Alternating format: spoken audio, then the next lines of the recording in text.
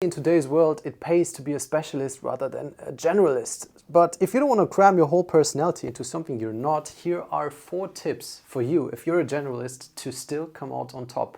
The first thing you should do is focus on layer skills. I call layer skills skills that overlap between any interest you might actually choose. Layer skills, for example, are decision making. Decision making essentially is the most important skill in your life because it streamlines everything you do. Where you live, what you decide on a day-to-day basis, in the end decides how successful or happy you will become.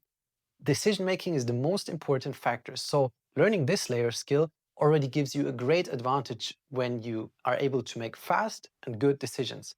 Then, communication. So much in your life, how successful you become, how happy you become, depends on how good you communicate and the types of relationships you have, who you network with, not from a manipulation standpoint, but just who you're able to spend your time with and who says that they're willing to spend time with you. Then also personal knowledge management. When you concern yourself with many, many different things, being able to actually keep a hold of those things and not as soon as you go to interest B, you already lose the process. Some months later, you had in interest A. Having solid personal knowledge management over all of your different projects is incredibly important. And then another skill is the skill of learning itself.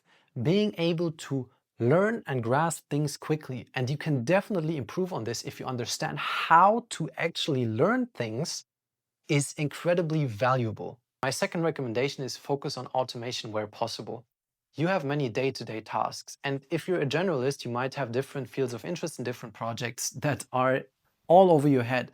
So being able to minimize certain tasks you face every day or every month, we might be cooking, it might be something on your laptop, it might be accounting, automating this wherever possible, valuable.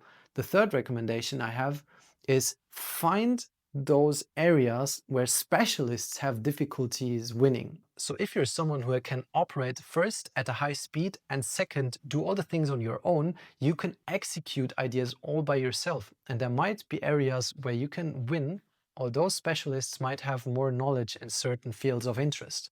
And my fourth and last recommendation is, hey, to partner with specialists. You as a generalist, you are able to have a grasp of many different things. You're able to connect the dots. And if you partner with specialists for the perfect areas, you can recreate the T-shape. This is very common, for example, having the wide marketing and sales guys in a business and then the specialized tech person to create a tech product.